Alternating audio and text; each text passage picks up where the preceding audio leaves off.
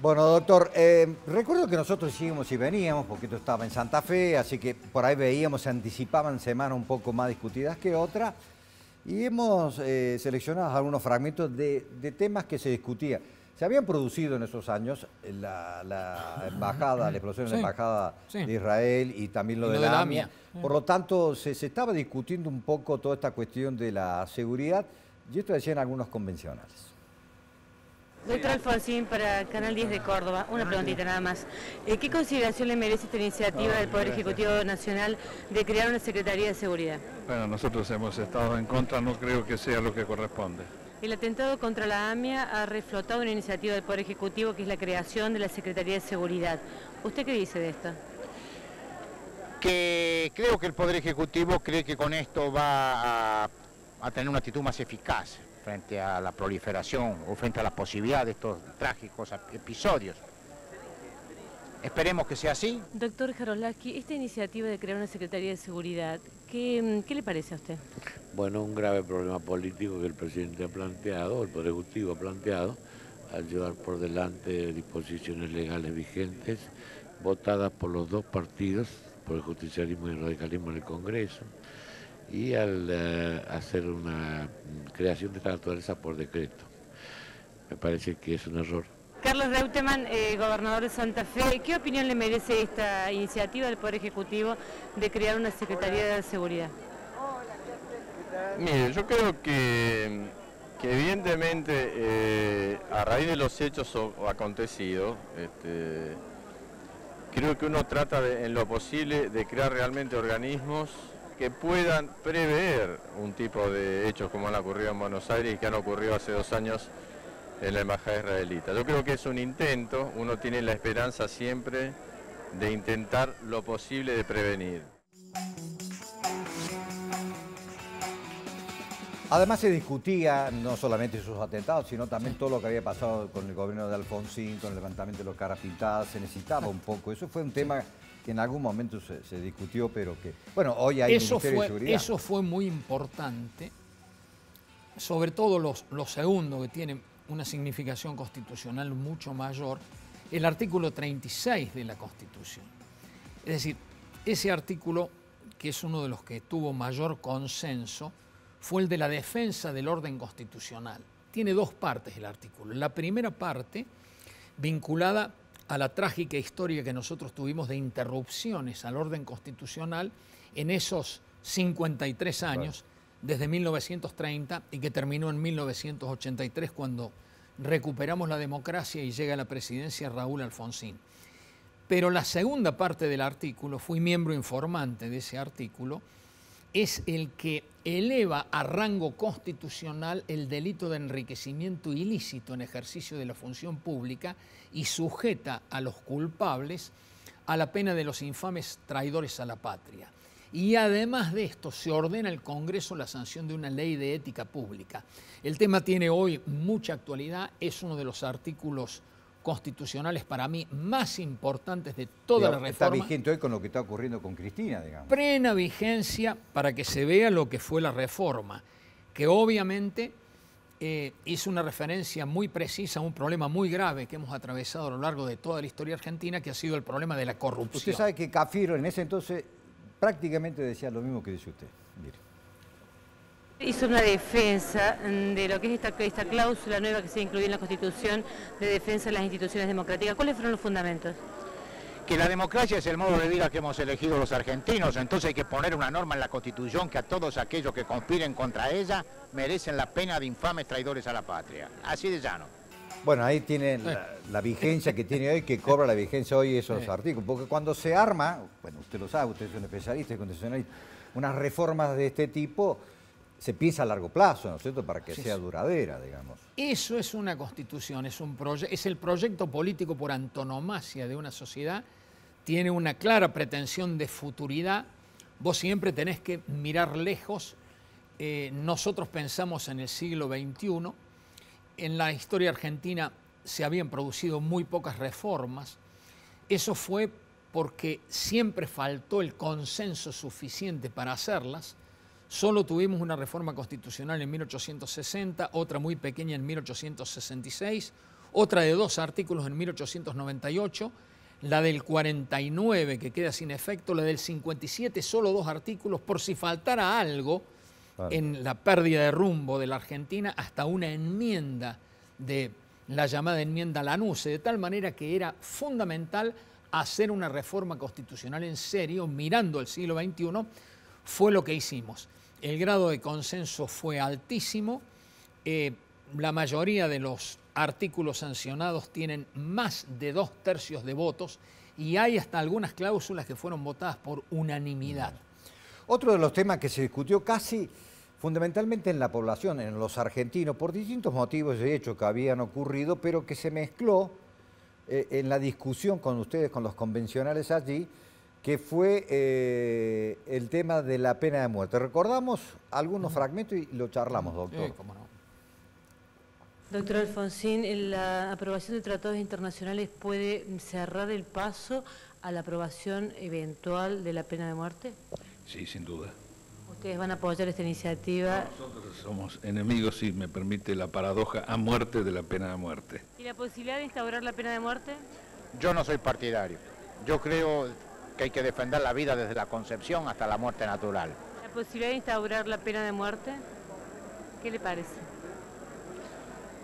Yo creo que es una posición realmente dura, difícil de instalarla hoy en la sociedad, en un país como Argentina que no tiene pena de muerte. No es fácil hoy instalar ese debate dentro de la sociedad argentina, ¿no? ¿Se debatió eso? ¿Llegó a debatirse entre los convencionales? ¿Fue más político No hacia llegó a afuera? debatirse. El problema es que al constitucionalizar nosotros 11 instrumentos internacionales y entre ellos el Pacto de San José de Costa Rica, no hay posibilidad alguna de que acá haya pena de muerte. De tal manera que, más allá de cuestiones teóricas, filosóficas, políticas, etcétera, esa posibilidad constitucional hoy no existe, no fue objeto de un... O sea que eso quedó salvo, usted habló al principio de 3 partes, la tercera son todos los pactos, eso salvó y evitó este tipo de cosas. Así es. Así que sí, eso es está... Es decir, Argentina adhiere a los pactos internacionales. Adhiere, ¿cierto? de tal manera que no hay posibilidad de pena de muerte. Ya nosotros habíamos tenido, y la Constitución hacía referencia a la pena de muerte por razones políticas. Es decir, ha sido uno de los problemas más graves de la historia, el problema de la violencia, ya lo había señalado muy bien Joaquín B. González. Así que era claro que nosotros teníamos que garantizar mayores derechos. Es decir, aparecieron derechos de tercera generación, está el derecho al ambiente, está el derecho al desarrollo humano, están institutos de democracia directa o semidirecta como la iniciativa popular, los referéndums y las consultas populares. Así que están obviamente los derechos de las mujeres, artículo 37, están los derechos políticos, está la consideración en el artículo 38 de los partidos políticos como elementos fundamentales de la sociedad, el 41 sobre el ambiente, el 42 derechos de usuarios y consumidores, el artículo 43 de garantías es extraordinariamente importante porque se constitucionaliza el amparo, además se incorpora el habeas data que garantiza la intimidad de las personas, aparece también el habeas corpus, que por supuesto, claro, es la garantía más antigua de todos, la que ampara la libertad física o de locomoción, pero déjeme decir esto, fui el autor, como vicepresidente de la comisión redactora, de la incorporación de la 4ª garantía del artículo 43, que es clave para la democracia argentina, secreto de las fuentes de información periodística, sobre todo para el periodismo de investigación, que tiene como misión precisamente descubrir o debatir sobre posibles causas de corrupción en el Estado, que es una misión fundamental de la libertad de prensa. Por eso vos no podés tener democracia si no hay libertad de prensa, si no hay independencia del Poder Judicial, si no tenés eso, no tenés sistema republicano. La reforma de 1994 tuvo una clara filosofía política a favor de una democracia republicana, federal, y obviamente una profundización, como he dicho, de la democracia en todos sus aspectos. Doctor, también nos llega otro tema que se discutió y que empieza a surgir y que hoy a lo mejor es una necesidad, al menos eso es lo que entiendo por parte de los gobernadores, que fue el tema de la discusión de la coparticipación para las provincias. Ese tema fue clave porque dijimos, reformas ya dentro de la parte orgánica, en el poder, hemos visto poder ejecutivo, poder judicial lo hemos analizado, en el poder legislativo muy importante, sumar de 2 a 3 los senadores por cada provincia, representación de la minoría ahí también, y elección directa de los senadores. Además, mayores competencias al órgano legislativo. Por ejemplo, la intervención federal, que ha sido el lamento clásico del federalismo, en 2/3 de casos en la historia argentina habían sido hechos por solo decreto del presidente de la República. Sí. La reforma apunta a que, entre otros, son 7 objetivos que yo he precisado en mis libros y en los debates en la Convención Constituyente. Uno de ellos fue atenuar el hiperpresidencialismo argentino, que se manifestaba en violación del federalismo con esas intervenciones federales por decreto. Solamente por ley del Congreso puede haber una intervención federal. Y si hay receso del Congreso y el presidente llega a decretar una intervención federal, inmediatamente tiene que convocar al Congreso para que ratifique o no la medida. Claro. Pero hay otro cambio muy importante. Solamente las sesiones ordinarias eran desde el 1 de mayo hasta el 30 de noviembre. Y acá fueron desde el 1 de marzo hasta el 30 de noviembre. Es decir, se amplía el periodo ordinario de sesiones, se dan más competencias al Congreso, aparecen los órganos de control, el defensor del pueblo, la Auditoría General de la Nación, pero claro, hay que reconocer que esas medidas en la práctica no dieron los resultados que esperábamos por este proceso de incumplimiento constitucional.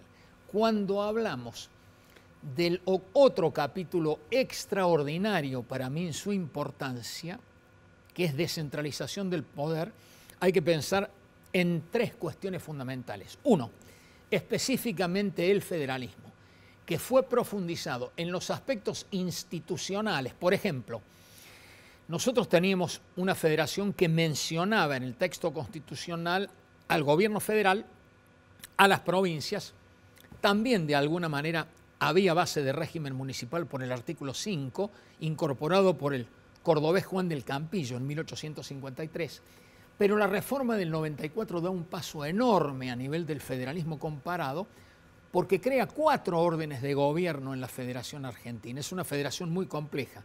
Gobierno federal, 23 provincias, aparece la creación más audaz de la reforma, el otorgamiento de un estatus especial a la ciudad autónoma de Buenos Aires, y después se reconoce explícitamente la autonomía municipal.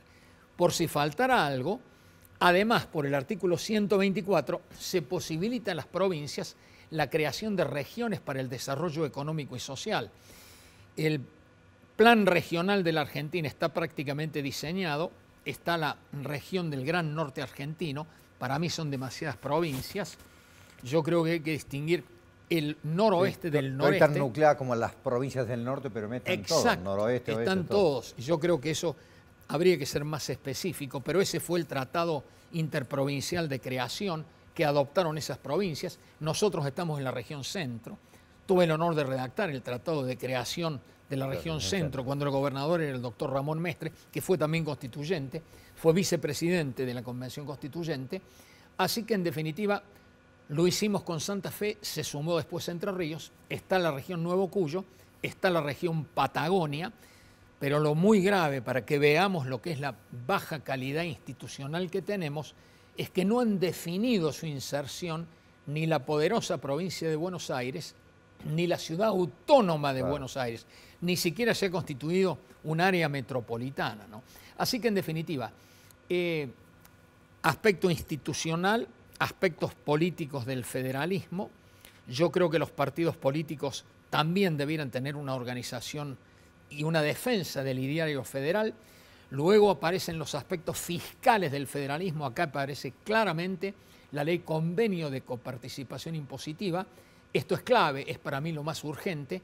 Yo he presentado 20 propuestas para fortalecer el federalismo argentino.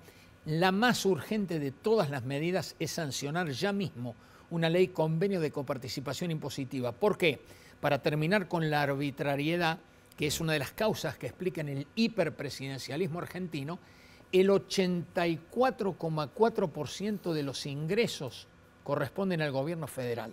El 12,4%, datos de Juan Yach, a las 23 provincias, más la Ciudad Autónoma de Buenos Aires, y solo el 1,4% a los 2.300 gobiernos locales de la Argentina. Es decir, la dependencia económica con respecto al presidente es realmente muy grave. Después de esto aparecen aspectos económicos del federalismo. Acá está la creación de las regiones para el desarrollo económico y social, la posibilidad de tratados internacionales. ¿no? Es que tengo que seguir explicando. Nos queda otro bloque más para seguir hablando, por supuesto. Pero hacemos una pausa porque tenemos un flash de noticias a esta hora.